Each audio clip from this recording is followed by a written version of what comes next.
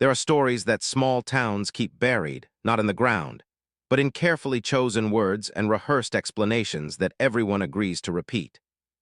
In the autumn of 1987, a young woman named Rebecca Coltrane vanished from the quiet logging community of Pinehurst, Oregon, a place where everyone knew everyone. And secrets were supposed to be impossible.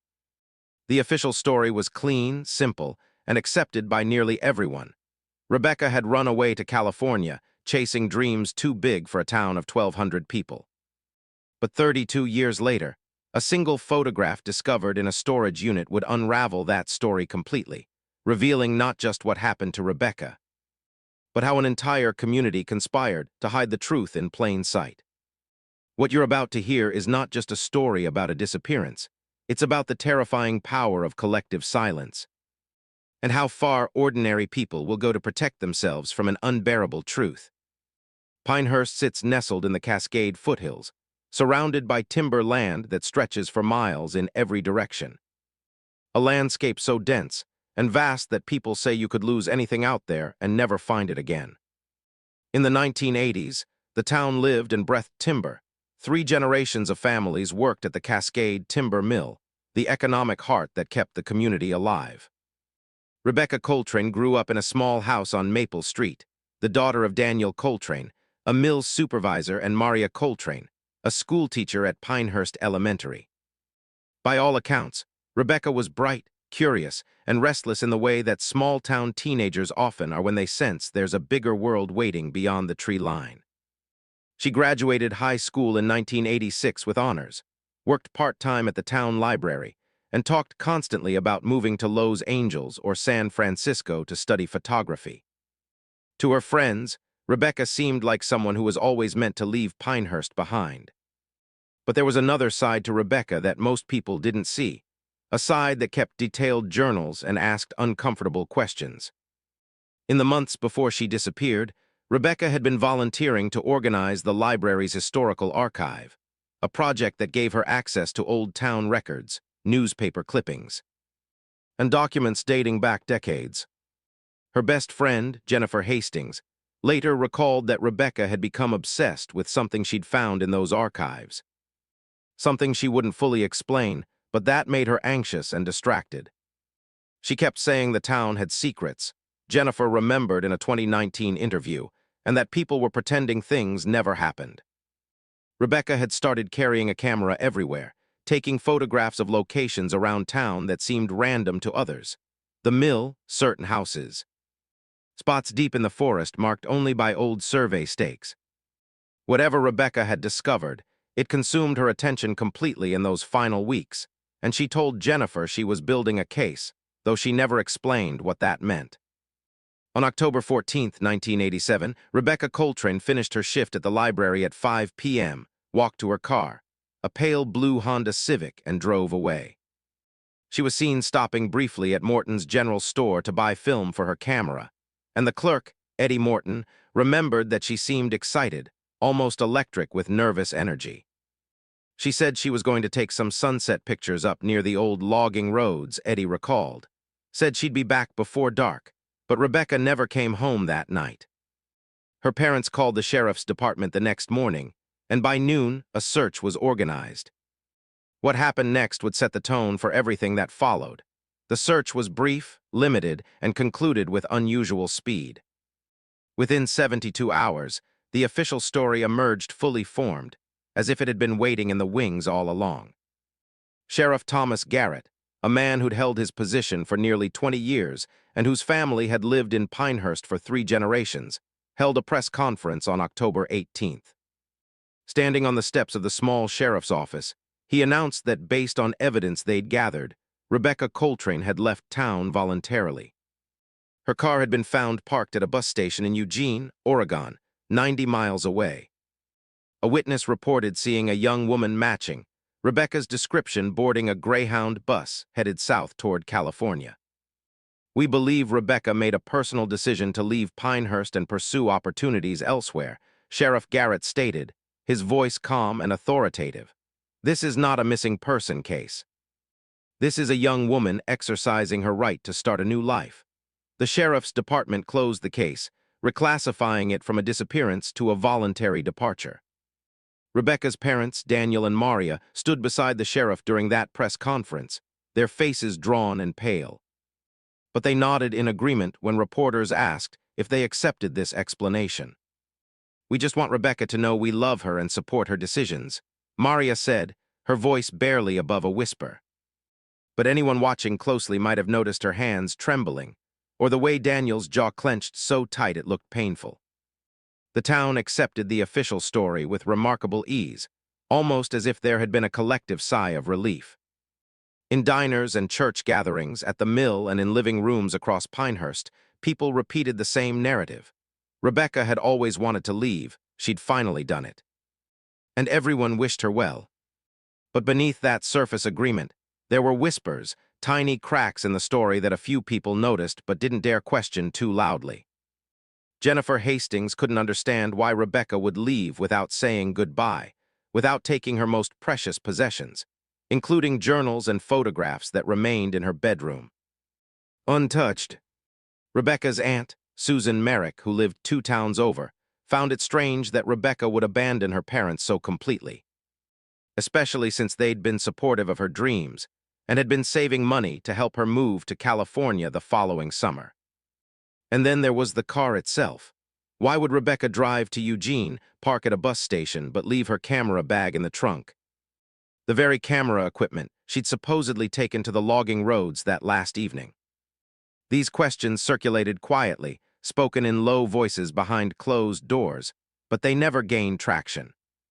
Whenever someone raised doubts, they were met with gentle but firm reminders that the sheriff had investigated, that Rebecca's own parents had confirmed the story, and that it was time to let Rebecca live her life.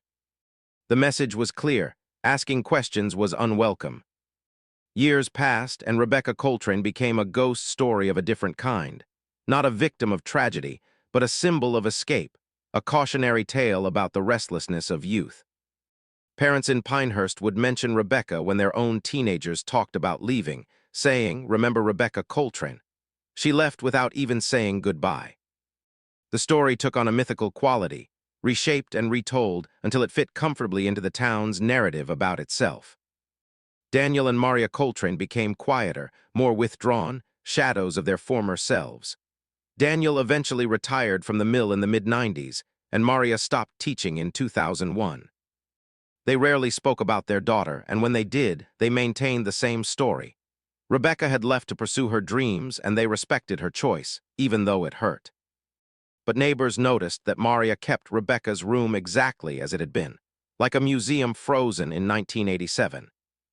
And that Daniel would sometimes drive out to the old logging roads and sit in his truck for hours, just staring into the forest. Whatever they knew, whatever they carried, they took to their graves. Daniel died in 2008, Maria in 2012. Neither ever deviated from the official story, not even in their final days. The truth remained buried until the summer of 2019, when a man named Marcus Webb purchased a storage unit at an auction in Bend, Oregon, about 80 miles from Pinehurst. Marcus ran an estate sale business, buying abandoned storage units and reselling the contents, and this particular unit had been rented by a man named Carl Hendricks, who died 6 months earlier without any known relatives. The unit was filled with typical accumulations of a long life: furniture, boxes of old clothes, tools, stacks of magazines and newspapers. But in a locked metal filing cabinet that Marcus had to pry open, he found something that didn't fit: a manila envelope marked PH October 87 in faded black marker. Inside were photographs, dozens of them, all taken in and around Pinehurst in the autumn of 1987. And among those photographs were several that showed a young woman who matched descriptions of Rebecca Coltrane, images that appeared to have been taken after she was supposed to have left town. But it wasn't the photographs alone that stopped Marcus cold. It was the handwritten document tucked beneath them, 8 pages of cramped, desperate handwriting that began with the words, "I can't stay silent anymore. I know what happened to Rebecca Coltrane, and God forgive me, I helped hide it." Marcus Webb immediately contacted the Oregon State Police, and within days, cold case detectives were poring over the contents of that envelope. The handwritten confession was authored by Carl Hendricks, who in 1987 had been a deputy with the Pinehurst Sheriff's Department, working directly under Sheriff Thomas Garrett. What Hendricks described in those pages was not a voluntary departure or a young woman chasing dreams. It was an accident, a cover-up, and a conspiracy that involved dozens of people in positions of authority and trust. According to Hendricks' account, on the evening of October 14th, Rebecca Coltrane had indeed driven up to the old logging roads north of town. But she hadn't gone there to take sunset photographs. She'd gone there to photograph evidence of illegal dumping, toxic waste from the Cascade timber mill that was being secretly disposed of in the forest, contaminating groundwater and soil in violation of federal environmental laws. Rebecca had discovered documentation of this dumping in the town archives and had spent weeks gathering evidence, planning to take her findings to state environmental authorities. But someone at the mill had learned about her investigation, and that evening she wasn't alone on those logging roads. Hendricks' confession detailed what happened next with agonizing specificity. Rebecca had been confronted by two mill supervisors who'd followed her into the forest. Men who were part of the waste disposal operation, and who panicked when they realized she had photographs and documents. An argument ensued, voices were raised, and in the chaos and fading light, one of the supervisors, a man named Victor Strand, grabbed for Rebecca's camera. She pulled away, stumbled backward, and fell down a steep embankment, hitting her head on a rock outcropping with fatal force. According to Hendricks, the two mill workers were frozen with horror, realizing immediately that what had been an attempt to stop a whistleblower had turned into a death. An accident that would destroy their lives, their families, and potentially bring down the entire mill operation if the illegal dumping was exposed. In a panic, they called the one person they thought could help them, Sheriff Thomas Garrett, whose own brother-in-law was part owner of the Cascade timber mill, and who had everything to lose if the environmental crimes came to light. What Sheriff Garrett did next revealed not incompetence or negligence, but calculated, methodical cover-up. He arrived at the scene with Deputy Hendricks, assessed the situation, and made a decision that would haunt Hendricks for the rest of his life. Garrett said, "We had two choices," Hendricks wrote. "Let the truth come out and watch the mill close, watch 300 families lose their livelihoods, watch the town die, or we fix this." Those were his exact words, "We fix this." The fixing involved removing Rebecca's body from the embankment and transporting it to a location deeper in the forest, a place where the dense timber and difficult terrain made discovery nearly impossible. They collected every piece of evidence Rebecca had gathered, her camera, her photographs, her notes, and destroyed them. They drove her car to Eugene and left it at the bus station, creating the illusion of a departure. They fabricated a witness who supposedly saw Rebecca boarding a bus, a witness who, Hendricks later revealed, was the wife of another mill supervisor, a woman who agreed to lie because her family's survival depended on the mill remaining open. And then came the hardest part, convincing Rebecca's parents to support the false story. Daniel and Maria Coltrane were brought to the sheriff's office the morning after Rebecca's death, and there, according to Hendricks, they were told a version of the truth.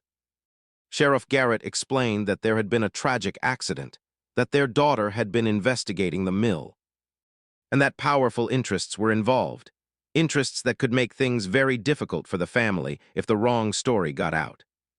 But more than threats, Garrett used the lever of community survival. He painted a picture of what would happen if the truth emerged. Federal investigations, mill closure, economic devastation, hundreds of families destroyed. And all of it blamed on the Coltranes for what their daughter had done. He told them they had a choice, Hendricks wrote. They could demand justice for Rebecca and watch the town turn against them, watch their neighbors lose everything, or they could help the town survive. He said Rebecca was already gone, and nothing would bring her back, but they could still save Pinehurst. Faced with that impossible choice, grieving and traumatized, Daniel and Maria Coltrane agreed to participate in the cover-up, to stand beside the sheriff at that press conference and tell the world their daughter had run away to chase her dreams. They sacrificed their daughter's truth and their own peace of mind to protect their community, and they carried that unbearable burden for the rest of their lives. But the cover-up extended far beyond just the sheriff and Rebecca's parents. Over the following weeks and months, Sheriff Garrett systematically brought more people into the secret, each for carefully calculated reasons. The mill supervisors who'd been present at Rebecca's death were obviously involved, but so were their immediate supervisors, who needed to coordinate the cessation of illegal dumping without raising suspicion. The county medical examiner, Dr. Harold Yates, was informed that there would be no body to examine and no death certificate to file, and he agreed to remain silent, later telling Hendricks that he believed saving the mill was the moral choice, even if it wasn't the legal one. Several other deputies and town officials learned pieces of the truth over time, each bound by the knowledge that exposing the cover-up would implicate themselves and destroy the community they'd sworn to protect. What emerged was a conspiracy built not on evil or malice, but on a collective decision that protecting the economic survival of 1,200 people justified hiding one person's death. It was rationalized as the lesser of two evils, a tragic but necessary sacrifice. And because nearly everyone in Pinehurst depended on the mill for their livelihood, even those who didn't know the specific details understood that questions about Rebecca Coltrane were unwelcome, that the official story needed to be protected. The conspiracy didn't require everyone to know everything. It just required everyone to agree not to look too closely. Carl Hendricks lived with this knowledge for 32 years, and his confession revealed the psychological toll it extracted. "I see Rebecca's face every night when I close my eyes," he wrote. "I see her parents standing on those courthouse steps, lying to the world, dying inside. I tell myself we were protecting the town, protecting families, doing the right thing in an impossible situation. But I know the truth, we were protecting ourselves. We chose the easy lie over the hard truth, and we let a young woman's death disappear as if she never mattered." Hendricks described multiple times over the years when he'd considered coming forward, moments when the weight of the secret became almost unbearable.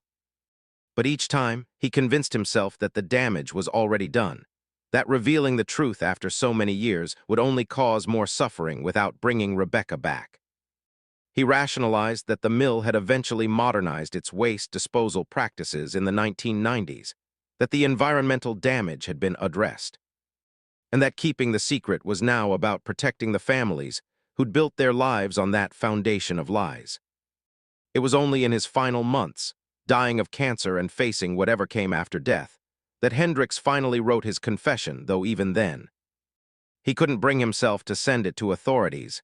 He merely preserved it, perhaps hoping someone else would make the decision he couldn't. When the Oregon State Police reopened the Rebecca Coltrane case in 2019, they faced an extraordinary challenge. Most of the principals in the original cover-up were dead. Sheriff Thomas Garrett had died in 2015. Victor Strand and the other mill supervisor involved in the confrontation had both passed away years earlier. Daniel and Maria Coltrane could never share their side of the story.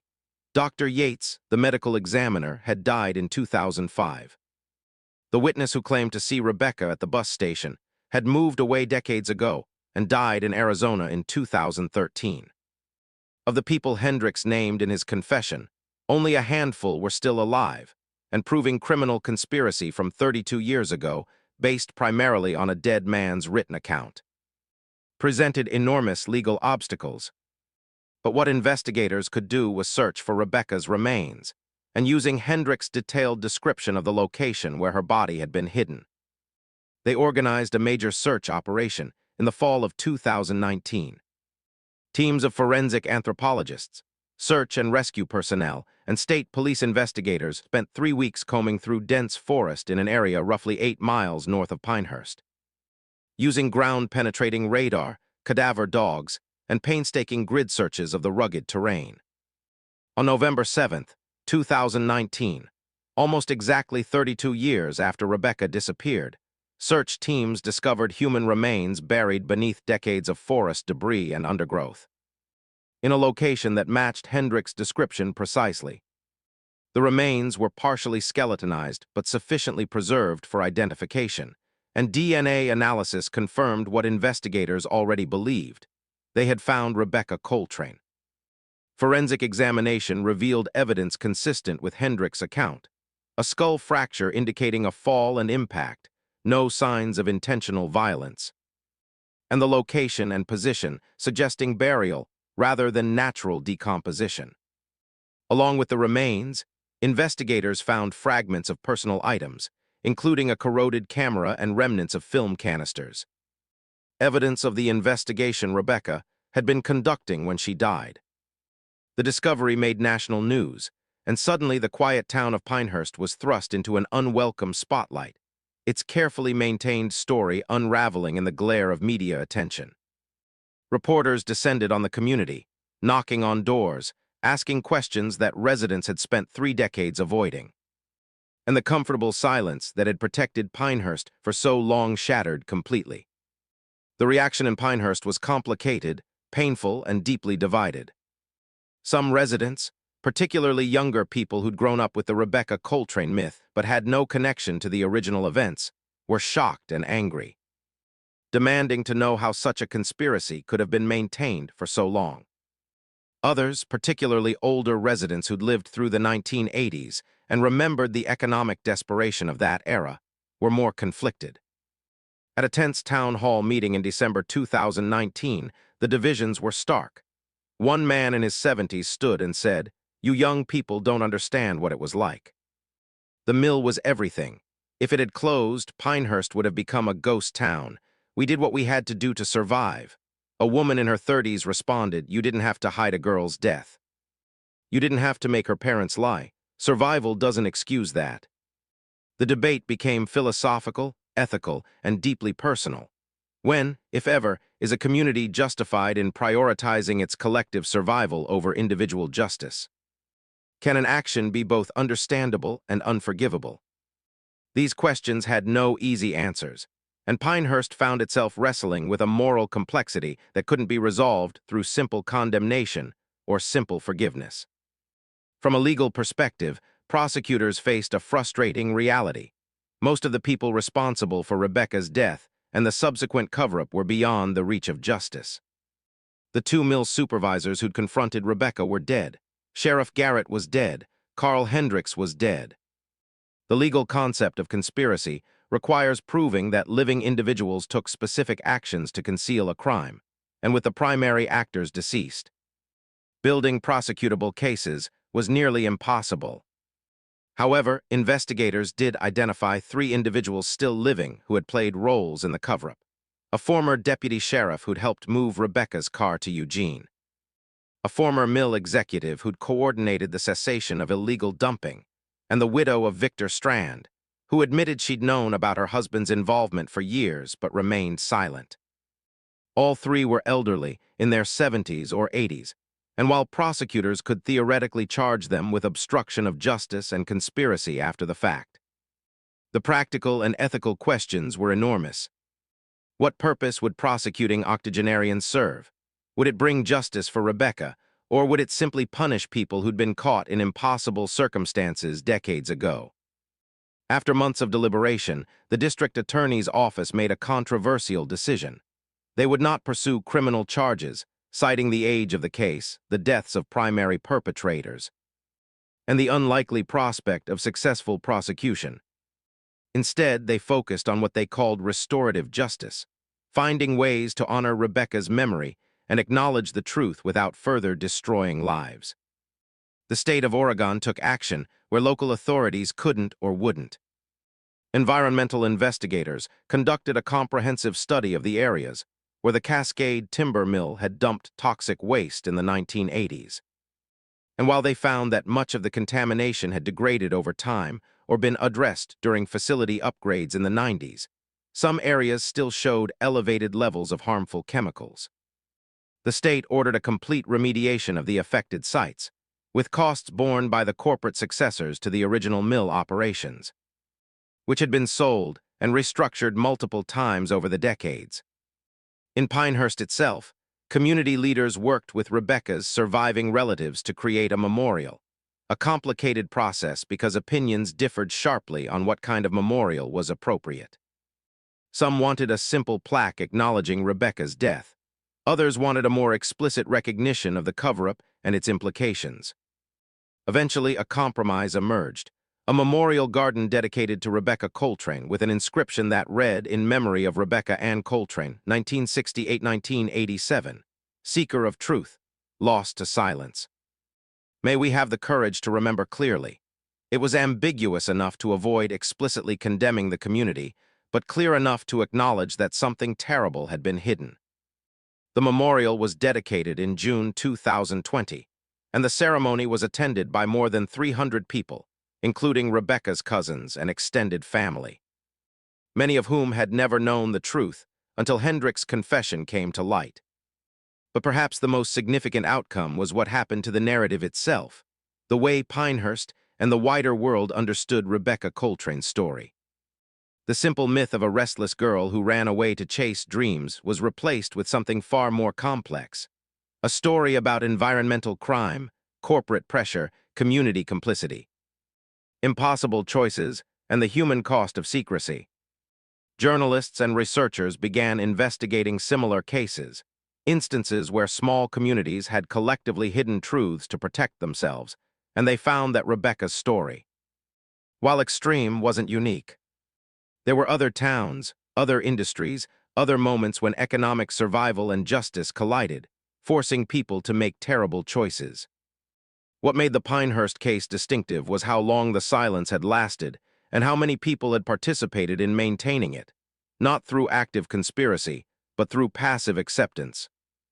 Through agreeing not to ask questions, through choosing community loyalty over uncomfortable truth. It revealed something profound about how collective silence works. It doesn't always require threats or coercion. Sometimes it just requires everyone agreeing that certain questions are better left unasked, certain stories better left unexamined, because the cost of truth seems too high. The discovery of Rebecca's remains finally allowed for what her family had been denied for 32 years, proper burial and closure. In December 2019, a funeral service was held at Pinehurst Community Church, the same church where Rebecca had attended youth group as a teenager. The service was emotional, cathartic, and extraordinarily complicated, attended by people with wildly different perspectives on what had happened and what it meant.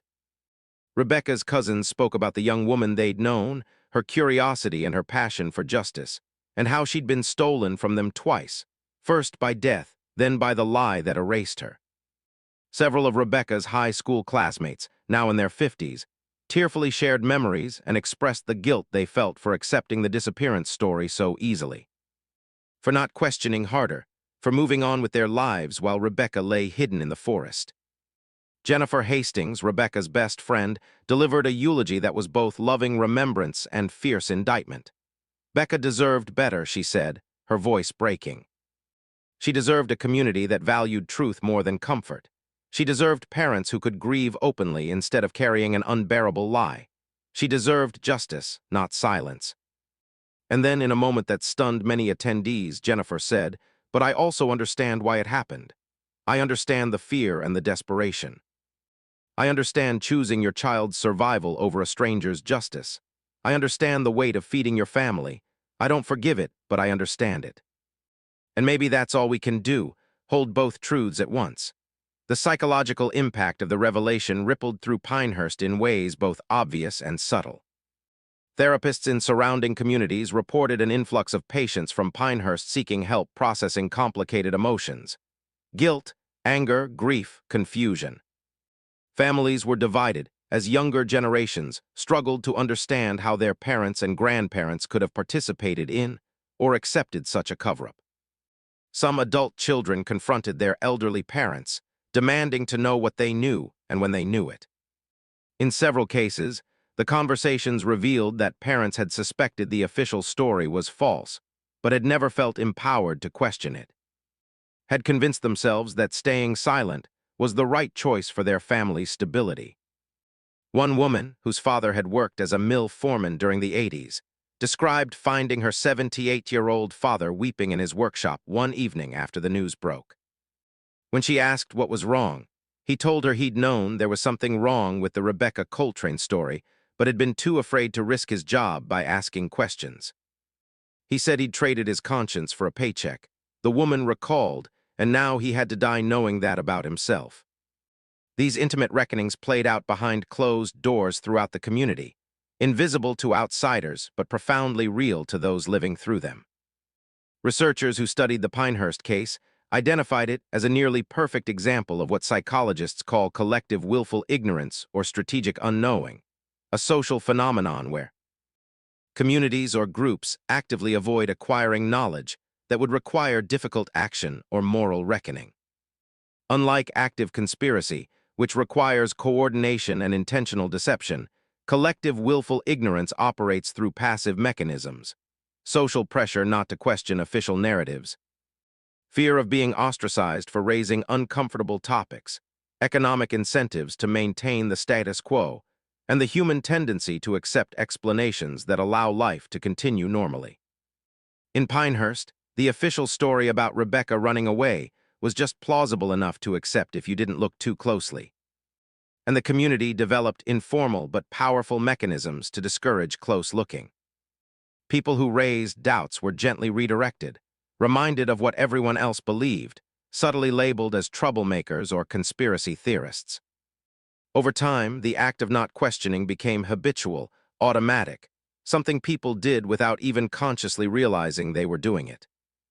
The researchers concluded that this kind of collective silence is far more common than most people realize, operating in families, institutions, and communities worldwide, protecting secrets that range from minor embarrassments to major crimes. The Pinehurst case was remarkable primarily because the silence eventually broke, which researchers noted is actually quite rare. Most collective secrets remain buried forever. As the investigation continued into 2020, forensic accountants and environmental specialists worked to piece together the full scope of the illegal dumping operation that had motivated the cover-up. What they discovered was that the Cascade Timber Mill's waste disposal violations were far more extensive than even Rebecca had likely realized. Between 1983 and 1992, the mill had systematically dumped chemical waste, heavy metals, and toxic byproducts from the wood treatment process into remote forest locations, saving hundreds of thousands of dollars in proper disposal costs. The operation had been coordinated by mid-level managers with the tacit approval of executives who understood that the practice violated environmental regulations, but prioritized short profitability over compliance. By the time Rebecca discovered evidence of the dumping in 1987, the practice was well established and involved numerous people whose jobs and reputations depended on it remaining hidden. When Rebecca died, the dumping operation initially continued, but the close call spooked the organizers, and they began gradually transitioning to legal disposal methods, a process completed by early 1993. Ironically, by the time investigators reconstructed this timeline in 2020, they realized that if Rebecca had simply waited another 5 or 6 years to report her findings, she would have been exposing a discontinued practice, and the response might have been very different. But history doesn't offer such alternatives. It only offers what actually happened. The question of what would have happened if Rebecca had succeeded in reporting the illegal dumping became a subject of intense speculation and bitter debate. Environmental lawyers who reviewed the case estimated that if federal authorities had investigated the Cascade Timber Mill in 1987, the facility would likely have faced massive fines, potential criminal charges against executives, mandatory remediation costs, and quite possibly temporary closure while violations were addressed. For a mill operating on relatively thin profit margins in a struggling timber industry, such consequences could indeed have been fatal. Sheriff Garrett's grim prediction that the mill would close and the town would die wasn't necessarily hyperbole. It was a real possibility. But others argued that this analysis missed the point. The mill's vulnerability to collapse from environmental violations was itself evidence that its business model was unsustainable and unjust, extracting profit by offloading costs onto the environment and public health. From this perspective, Rebecca was trying to stop an ongoing crime, and the appropriate response would have been to help the community transition away from an industry built on illegal practices, not to hide the crime and let it continue. This debate, whether Rebecca was a hero who should have been protected or a threat who endangered the community, whether the cover-up was an understandable mistake or an unforgivable crime, remained unresolved, in part because it touched on fundamental questions about how societies balance individual rights against collective welfare, questions that have never had simple answers. One of the most haunting aspects of the case emerged from a close examination of the timeline. According to Carl Hendrick's confession and corroborating evidence, Rebecca Coltrane's death occurred around 6:30 p.m. on October 14, 1987. The decision to cover up her death and create the false narrative about her running away was made that same evening, with Sheriff Garrett and Deputy Hendricks working through the night to stage the scene and remove evidence. But Rebecca's parents weren't informed until the next morning, October 15th, which means they spent an entire night worried but hopeful, believing their daughter was simply late returning home. Perhaps her car had broken down, perhaps she'd stayed with a friend. That final night of not knowing, of still having hope, was the last time Daniel and Maria Coltrane would ever experience anything close to peace regarding their daughter. When Sheriff Garrett arrived at their home the morning of the 15th to tell them what had happened and what he was proposing, he didn't just tell them their daughter was dead. He also immediately burdened them with the responsibility of hiding that death. They never got a moment to simply grieve before they were thrust into being participants in a conspiracy.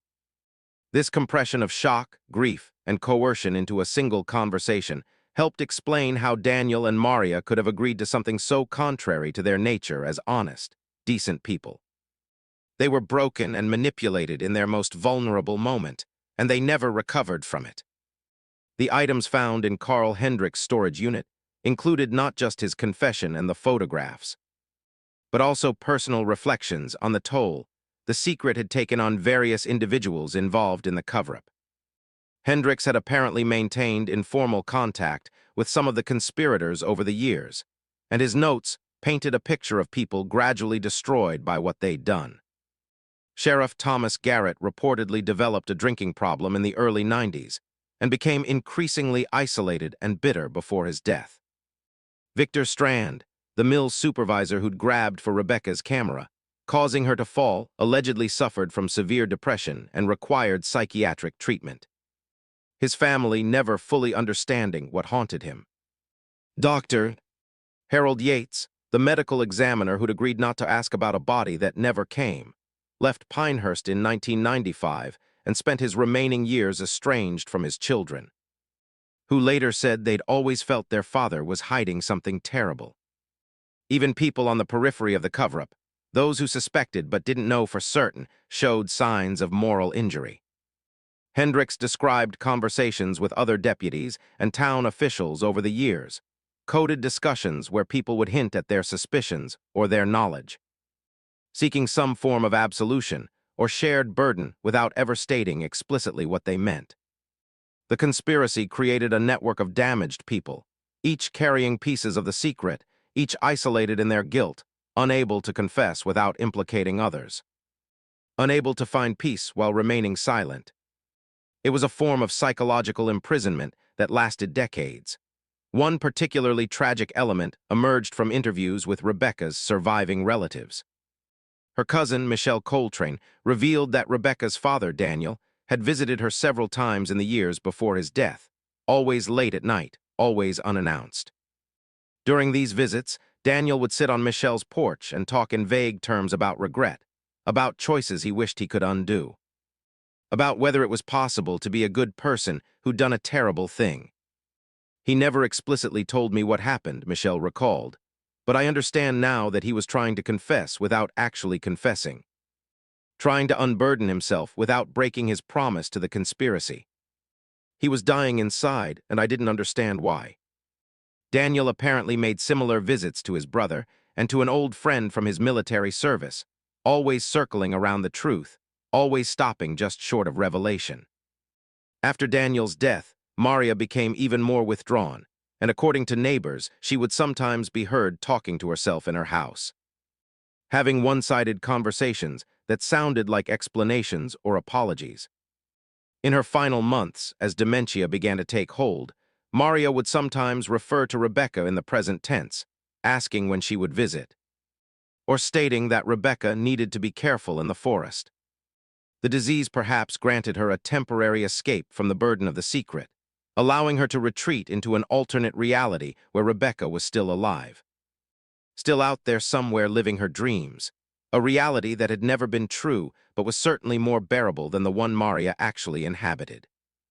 The broader implications of the Pinehurst case resonated far beyond one small Oregon town. Legal scholars and ethicists held symposiums examining the case as a test of various moral frameworks. Utilitarian analysis suggested that the cover-up might have been justifiable if it indeed prevented greater harm, saving hundreds of jobs and families versus one death that couldn't be undone. But critics argued that utilitarian calculations can't account for rights violations, the intrinsic value of truth, and the long-term damage caused by institutionalized dishonesty. Deontological ethics emphasized that certain moral rules, like don't lie about someone's death, are inviolable regardless of consequences. Virtue ethics focused on the character damage done to people who participated in the cover-up, asking what kind of people we become when we choose comfortable lies over hard truths. Care ethics highlighted the betrayal of trust within the community and within the Coltrane family, arguing that the cover-up violated the fundamental relational bonds that define human community. No single framework provided a satisfying resolution because the Pinehurst case deliberately put core values into conflict: truth versus community, justice versus economic survival, individual rights versus collective welfare. It was a philosophical trolley problem made real, except that unlike the trolley problem's abstraction, this was actual lives, actual grief, actual consequences that people had to live with every day for 32 years. In 2020 and 2021, as the COVID pandemic forced communities into isolation and economic crisis, some observers noted uncomfortable parallels to the Pinehurst situation. Societies making terrible choices in the face of impossible pressures, prioritizing some values over others, asking individuals to sacrifice for the collective good, and wrestling with how much transparency people could handle during existential threats. The comparison wasn't exact. The pandemic involved public health rather than criminal conspiracy, but the underlying tensions were similar. How much truth is too much when truth might cause panic? When is collective action justified even if it harms specific individuals? How do communities balance immediate survival needs against longer-term ethical obligations? The Pinehurst case offered no clear answers, but served as a cautionary tale about the costs of choosing short-term stability over truth.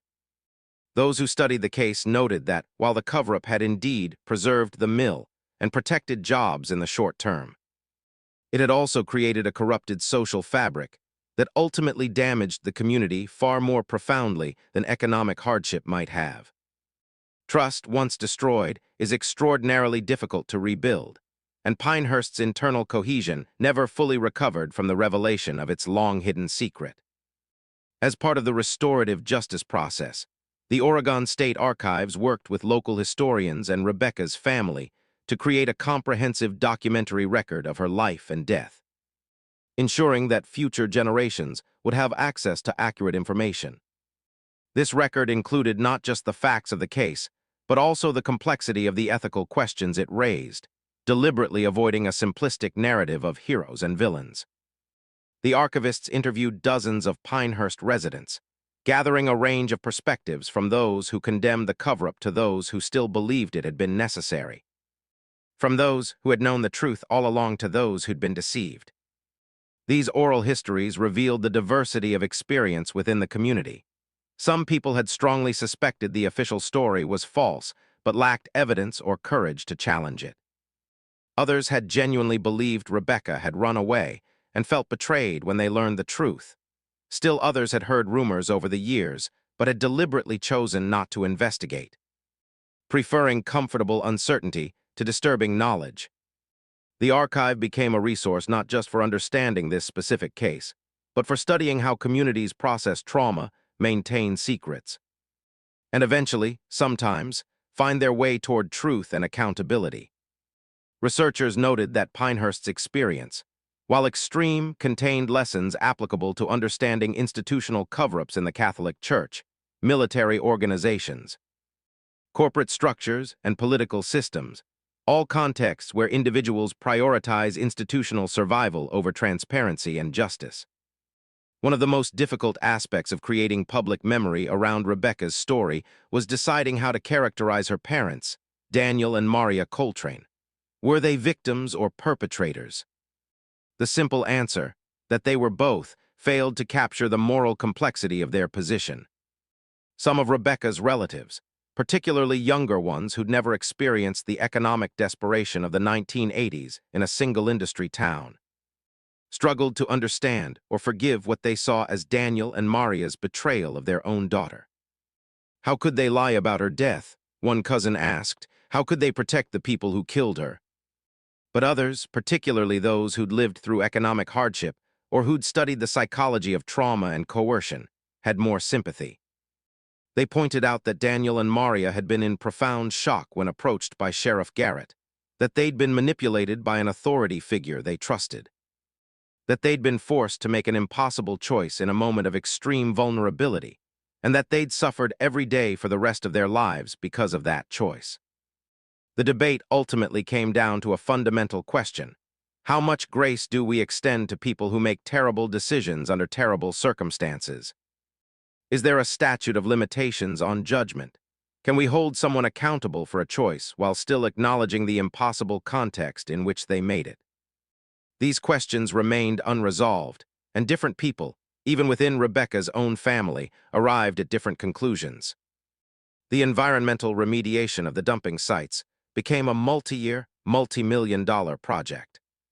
Environmental engineers and remediation specialists worked throughout 2020 and into 2021, carefully excavating contaminated soil, treating affected groundwater, and restoring the forest ecosystem to the extent possible. In a strange way, this cleanup became a form of honoring Rebecca's original mission. The environmental crimes she'd tried to expose were finally being addressed. 3 decades too late, but addressed nonetheless. Some saw this as a bittersweet vindication of her work. Others noted the bitter irony that it required her death and a 32-year cover-up before anyone took environmental justice seriously enough to act. Local environmental groups adopted the cleanup sites as educational locations, creating interpretive trails that told the story of what had happened there. Both the illegal dumping and Rebecca's attempt to stop it. These trails included markers explaining different aspects of environmental law, corporate responsibility, whistleblower protection, and community ethics. School groups from throughout Oregon visited the sites, learning about environmental science but also about civic courage, moral complexity, and the importance of speaking truth even when it's dangerous. Rebecca Coltrane's story became a case study in educational curricula, used to teach everything from environmental ethics to journalism to psychology, ensuring that her death, if it couldn't be prevented, would at least serve a larger purpose in educating future generations. In 2022, an independent journalist named Sarah Mitchell published a comprehensive book about the case titled The Town That Forgot, Rebecca Coltrane and the Price of Silence. The book became a regional bestseller and sparked renewed discussion about the case. Mitchell's work was notable for its refusal to simplify the story or assign easy blame.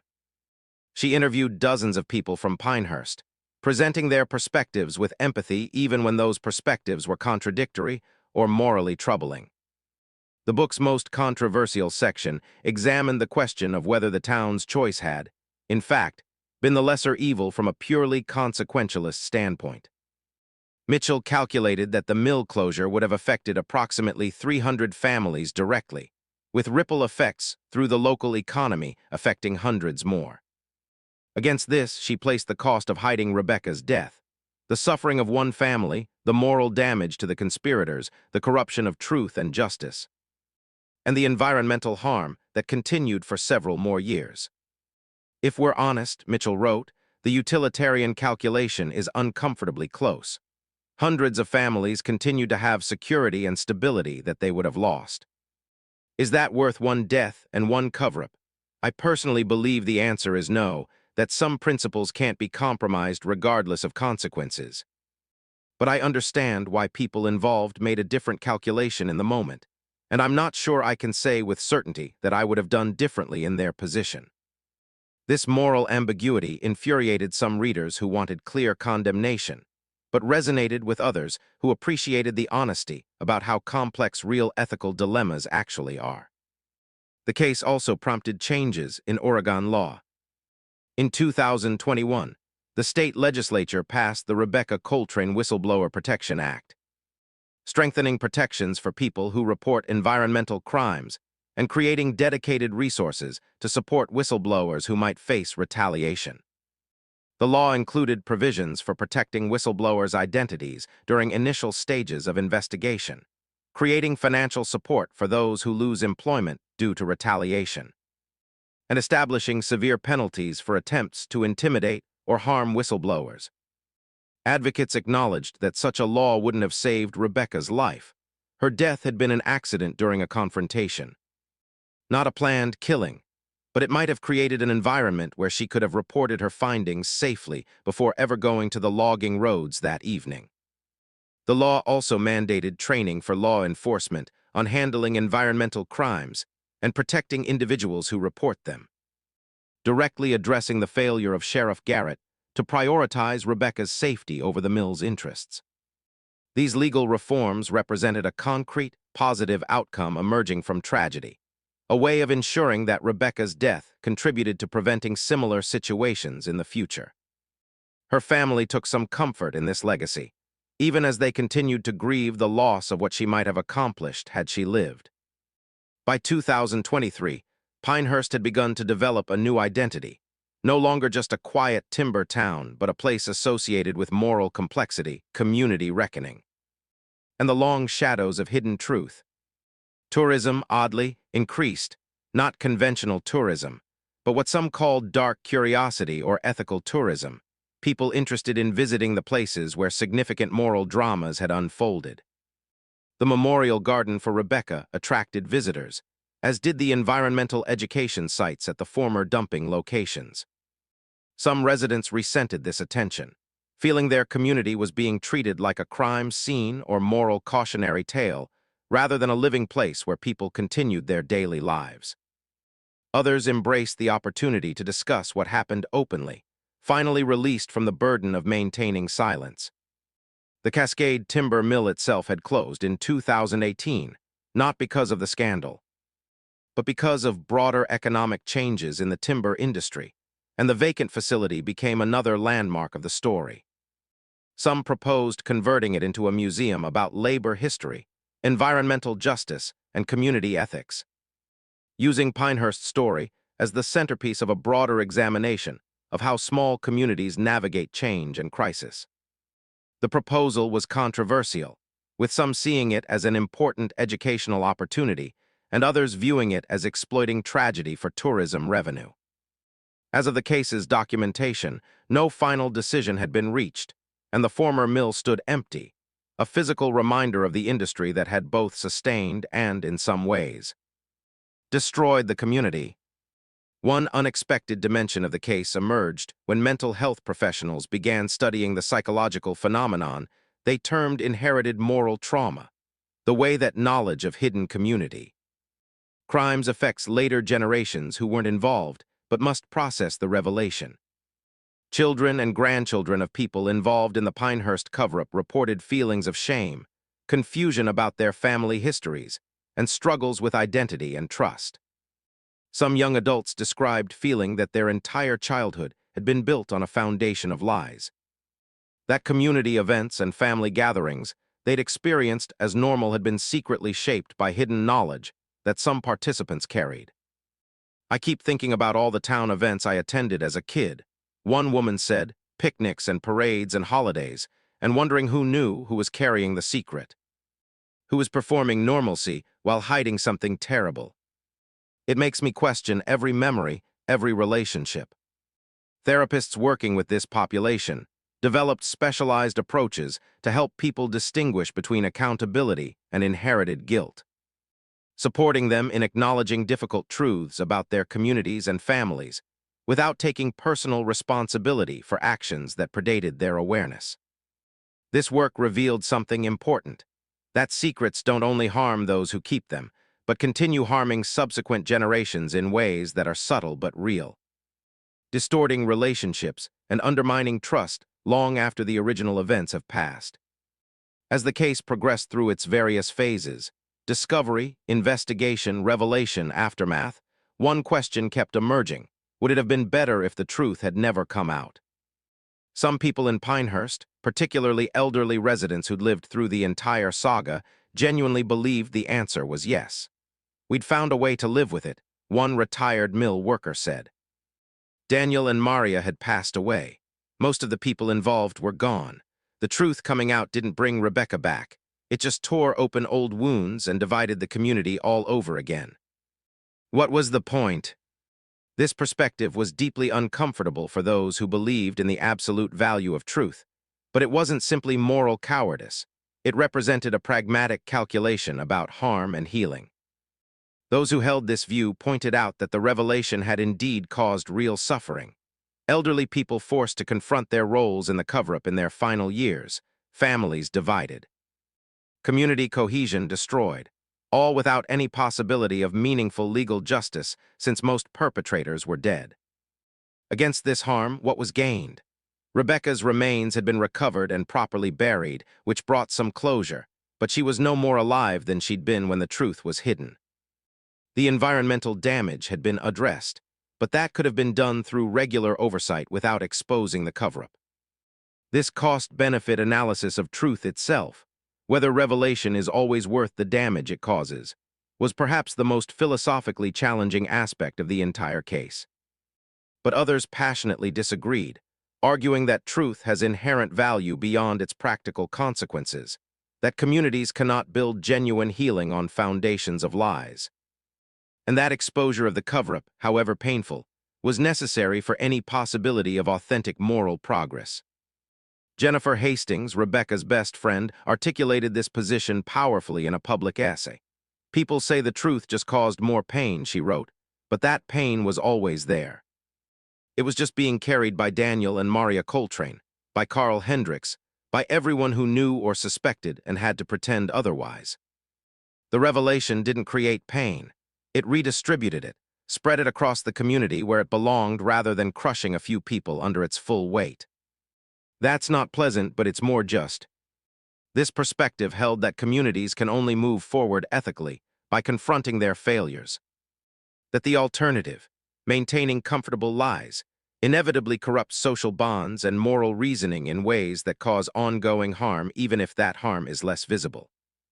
From this view, Pinehurst's post-revelation struggles, though painful, represented a necessary reckoning that created the possibility for a more honest, and therefore more genuinely connected community, even if that possibility hadn't been fully realized yet.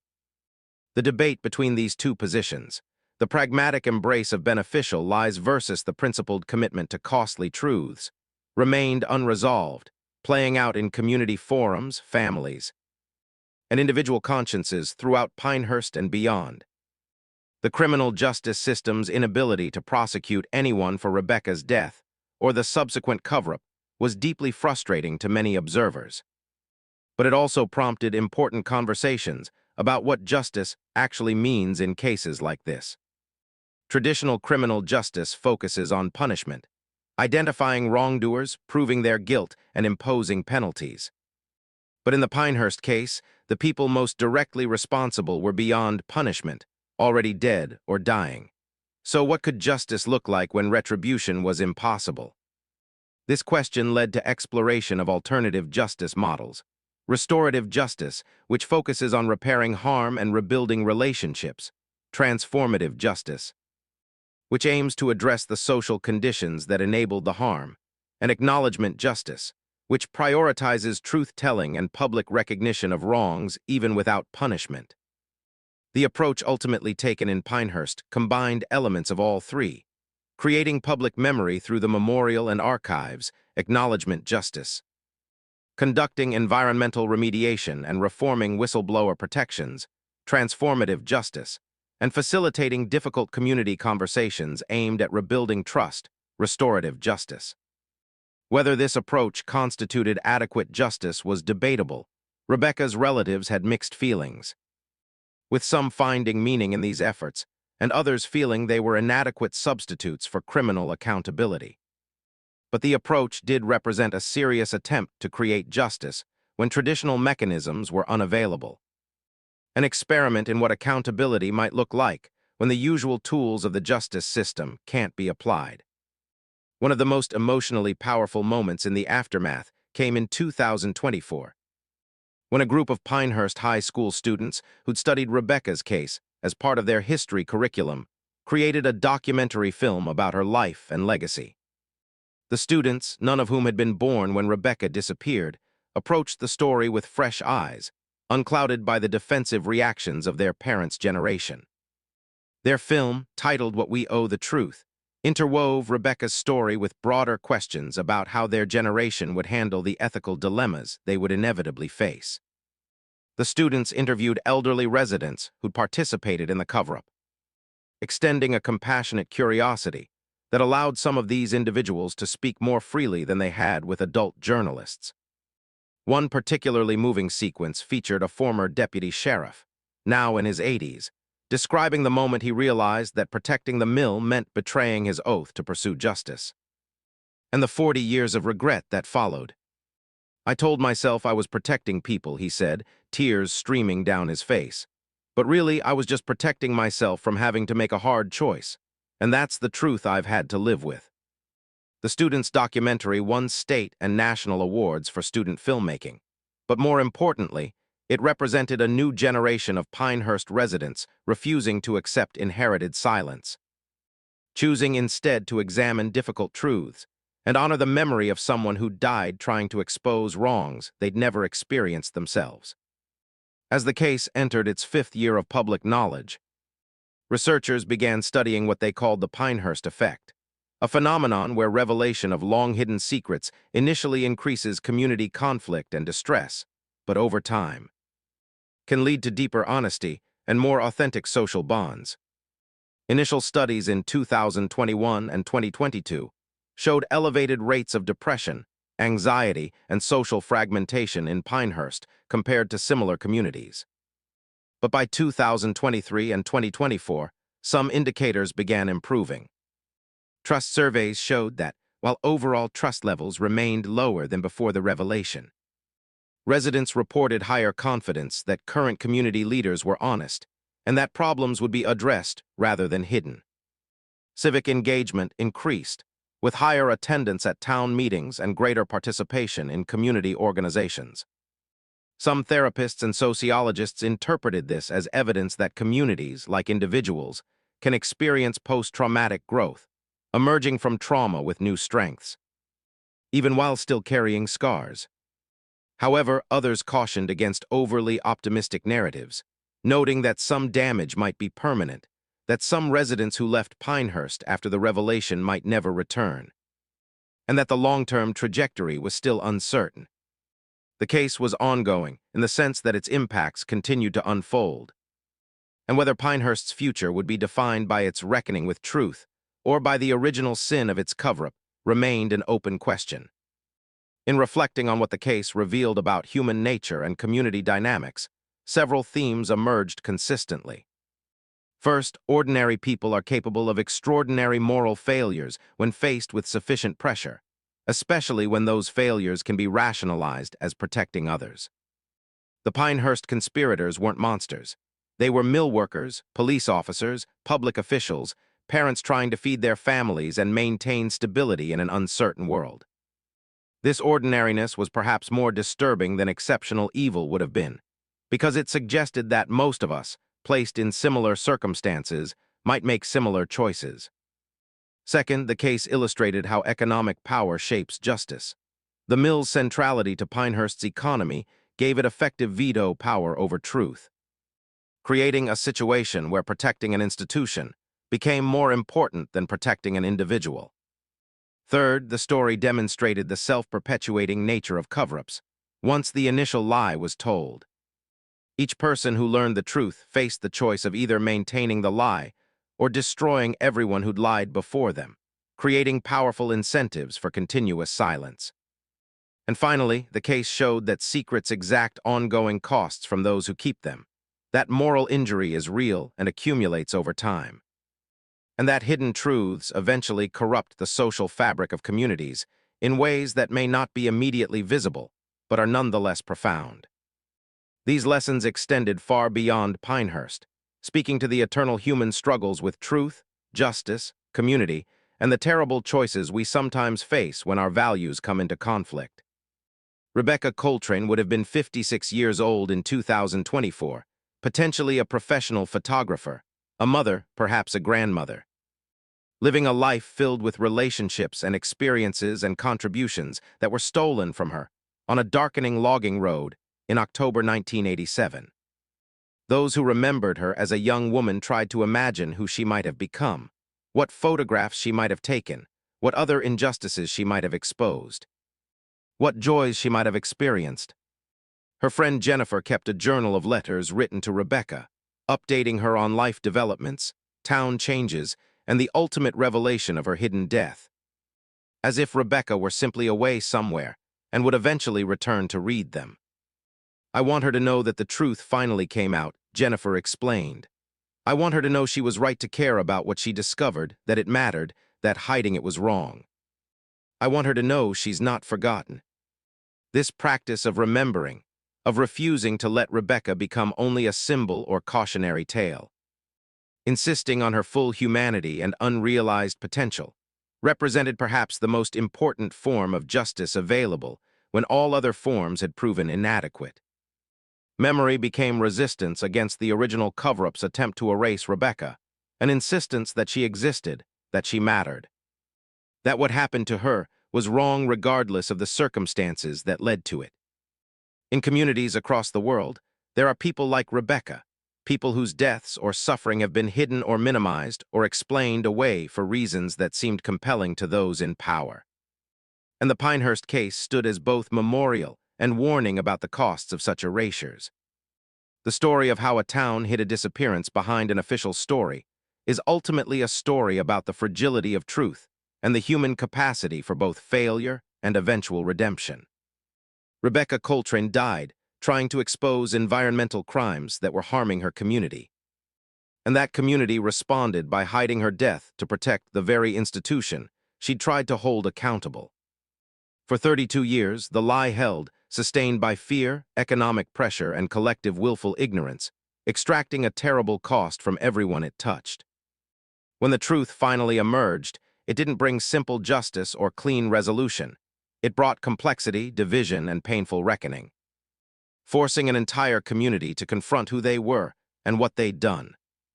But it also brought something irreplaceable: the possibility of honesty, the return of Rebecca's remains to her family, the honoring of her memory, and the chance to learn from catastrophic mistakes rather than perpetuating them through continued silence.